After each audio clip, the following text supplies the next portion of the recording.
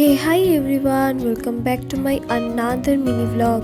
কালকে ছিল 6th December, মায়ের জন্মদিন, আর সেই কারণে একটা কেক অর্ডার করেছিলাম মায়ের জন্যে।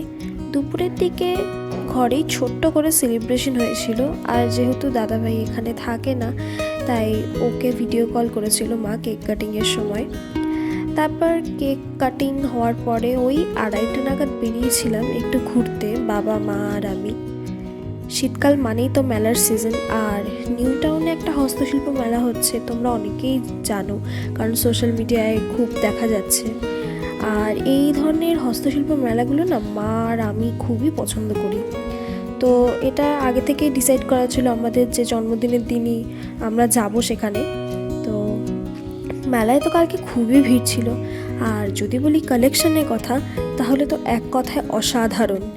শাড়ি থেকে শুরু করে বিভিন্ন ধরনের জুয়েলারি, ঘর সাজানোর প্রচুর জিনিসপত্রের কালেকশন ছিল, জুতো, ব্যাগ, কি নেই।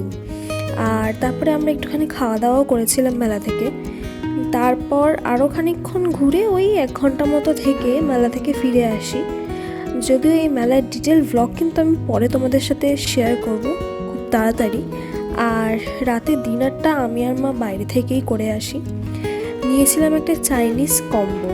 তো যাই হোক, তোমরা জানিও ভ্লগটা কেমন লাগলো।